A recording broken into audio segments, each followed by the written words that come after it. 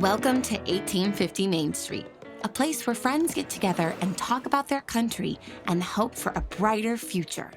Today, Rob Walgate and Alan C. Duncan from the Public Square are joined by David Zanotti, the CEO of the American Policy Roundtable. We've now had a second assassination attempt against Donald Trump, but folks are more concerned about his comments on immigrants eating pets. What does that say about the momentum of this campaign?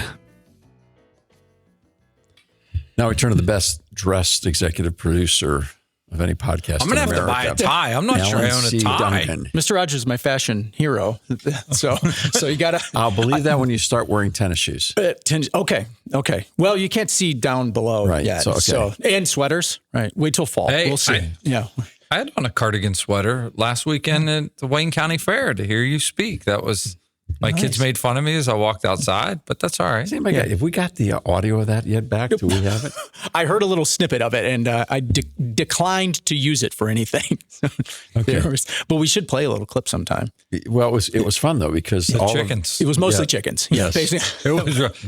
That would be interesting radio to play that audio just because there's so many chickens in the background. You could probably only stand like 30 seconds. It would be unique. It would be unique. But when you're in the room, it doesn't matter. It's this giant display center, exhibition center, and half of it's the chickens and the bunnies and the roosters for the fair, and the other half they have a gathering. And so, that's anyhow.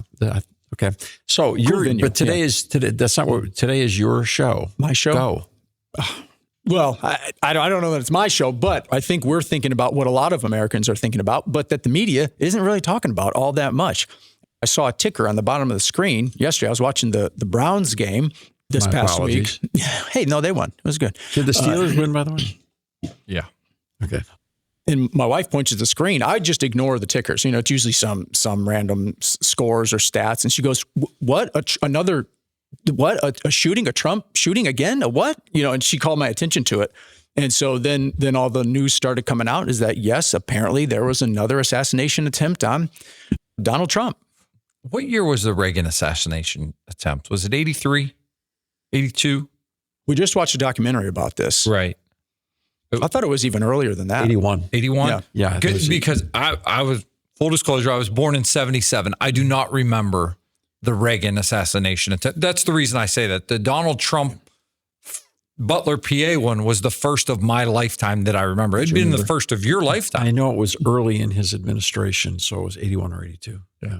I was born in 81, so depending on when, I forget exactly the month, but it would have been either right before or right after I was born. So, well, it's interesting that my kids watching all this unfold. They know that they're living through a period of time in history that's very, very interesting, to say the least. I know that it's like drawing moral equivalencies between the left and the right, the Democrats and the Republicans, the corporate American media and common sense are forbidden because the values are so disjointed. It's not fair to ask people who have no commitment to even the notion of such a thing as absolute truth to be consistent in anything that they do because they don't have a reason to be consistent unless they want to be. And if they don't want to be, that's fine too. That's what moral relativism is all about. We don't utilize that language much around here. But this one does require asking the question. If, in fact, the same kind of circumstance, an attempted assassination, an attempted to shoot at Vice President Harris had happened, the news structure would have stopped on a dime. Yeah. It would have been breaking news everywhere. Which we would utterly condemn as well, and we would be talking about it. Sure. Yeah. But because it's Trump, it's no news. Yeah. Isn't that weird? It's almost like it's happened again. There was no footage of this like there was footage of the first one. And so it is kind of like business as usual. It almost becomes boring. Weird. It's become boring in people's minds. In a month or two. Yeah. It's old news. And for me, watching some of the weekend programs on repeat on Sunday evening when this happened, I was reminded that there were a lot of incidents in Springfield, Ohio, that the right was being blamed for because of things they were saying. And those incidents being, there were bomb threats, schools were forced to close. I believe a college or two also closed. because of those threats. We don't want anyone calling in bomb threats or doing any of those things, condemning those, but blaming that happening when we don't know who's calling in the threats on people on the right.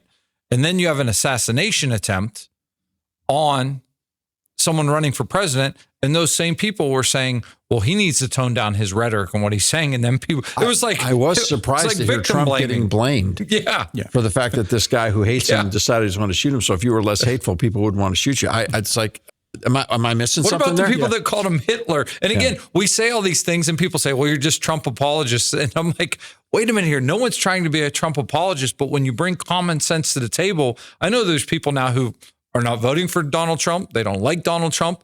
And they're saying the exact same thing that I'm saying right now. They're like, I can't believe it. It sounds like I'm defending Trump. I'm not defending Trump. I'm just trying to bring common sense to the equation. And it feels like that's being left out of a lot of the discussion.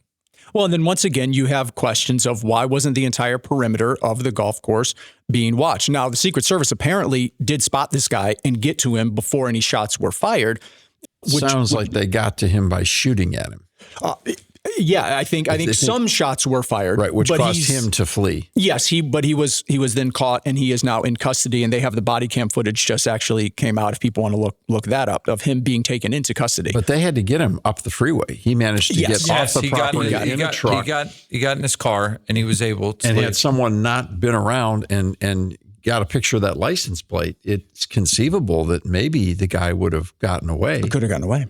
It's possible, which is really freaky, right? Because Enemy of the State is an old movie. Oh, man, such a good movie. When you watch Enemy of the State, it seems like it'd be impossible for anybody to get away from anything. And that was, more than 20 years ago? It was late 90s, I believe. Yeah. Wait, who does that star? Who's in Gene that? Hackman. That's and Hackman. Will Smith. Will Smith. That's Hackman. Okay. Yeah. Yeah, Hackman was great with the glasses and the whole thing. He blows everything up behind him.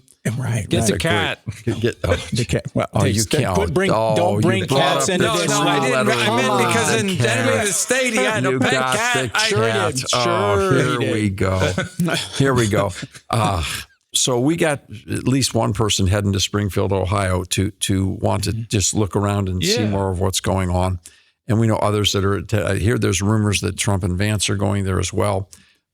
I have been kind of the lead voice of disgust and frustration that what Donald Trump really did a great job in is to bring to light a serious problem. But in his typical Trumpian fashion of overstating case and emotion and choice of words, he managed to bring up a subject that he would have had clear electoral advantage on. Clear. He managed to clutch defeat out of the jaws of victory because he introduced it, but it was such a human way. It was, I saw this on television. This is what people are saying. This is crazy. We can't have this going on, and was instantly wiped up by the fact checkers who clearly were hoping that he would step on that wire. Yeah, they'd already talked to city officials in preparation for the debate. I felt like the guy had the words written on his hand, right? Did. He was like, I just happen to have this report right here. He did. iVoters.com changes everything about the way we process elections. Instead of negative TV and radio ads and biased opinions from editorial boards, now people in all 50 states can get the facts about candidates and ballot issues from a nonpartisan, independent source. iVoters is fast, free, secure, and powerful. With iVoters, you can vote with confidence and encourage others to do the same. Free minds, free speech, free agents. iVoters.com, a public service of the American Policy Roundtable.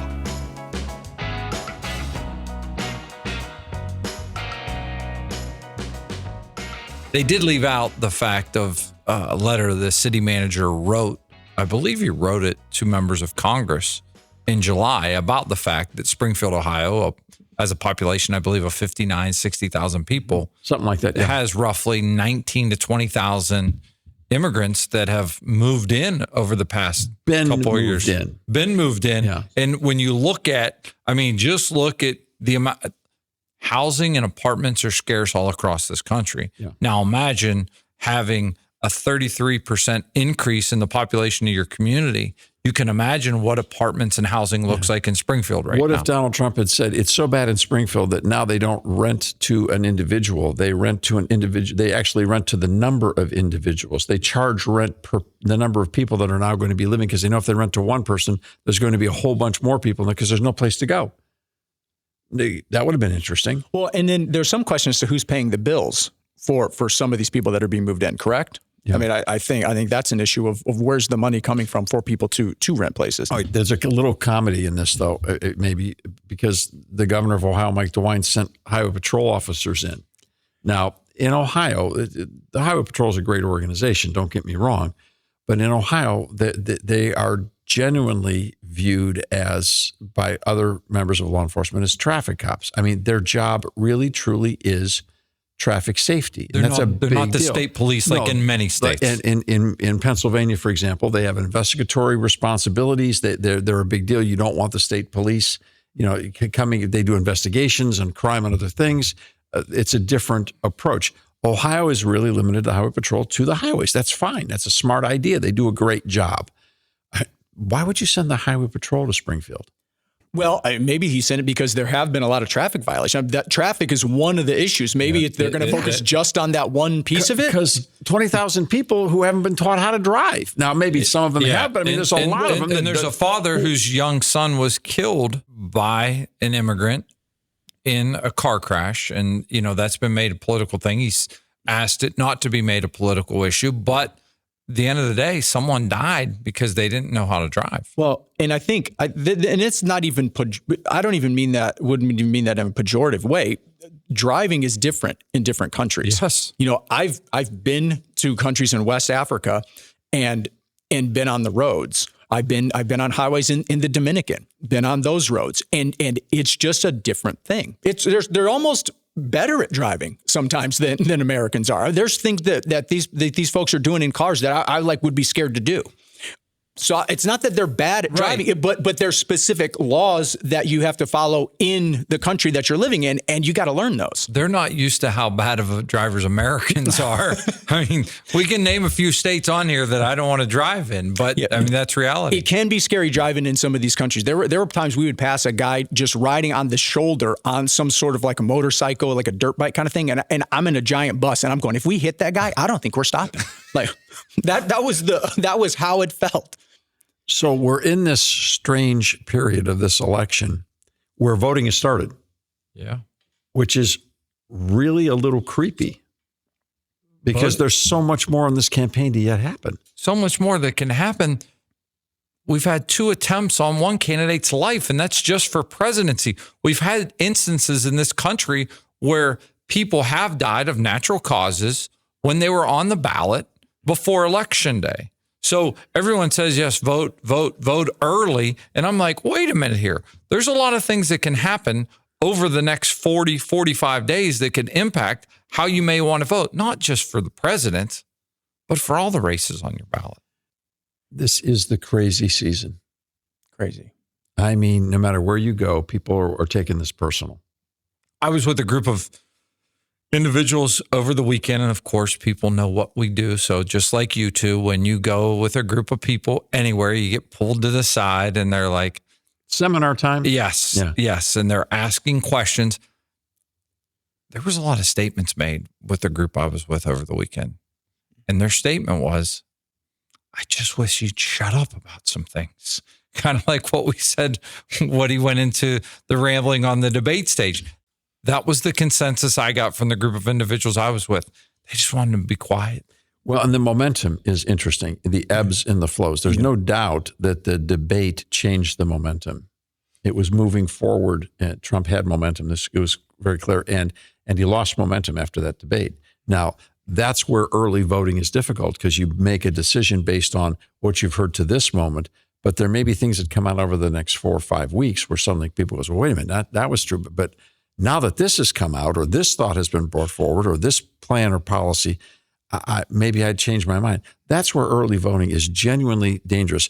But even more significant than that, the idea of having election day, an election day, was the idea that all of us would vote on the same day in the neighborhoods where we live, where people know us and we know them, and we would come forward and make the statement of our citizenship and our responsibility to our citizenship. We would literally sign in front of others, stand at the polls together, cast our ballot, and go home, accepting the consequences, because this is what we do. This is what we do. Somehow, when we go into an accelerated fashion of by mail, absentee, drop off, early voting, it fractures this thing dramatically. It sort of changes the process, and it creates a volume of other risks. Same day, single day, or maybe multiple days. Maybe if we're going to stay with a Tuesday, maybe we got to make it Saturday, Monday, Tuesday. Give them a long weekend. Right? Yeah, make it a long weekend. Saturday, Monday, Tuesday. Make it, maybe. Now, we've got more time on our hands than we've ever had before. We've got more conveniences than ever before. If we could do it in one day in 1787, in 1789, in 1850, in 1960, why we can't do it today? I don't know. We're just so busy. All right, but okay. I'm busy. I'm just busy. I'm just busy. So if we have to give it 3 days, but why don't we talk about that? Why don't we look at that? Because we're going to have another problem this year. We're going to have another problem. And it's going to have to do with mail-in ballots. I've seen this movie. Well, let's just pray both candidates can make it to Election Day.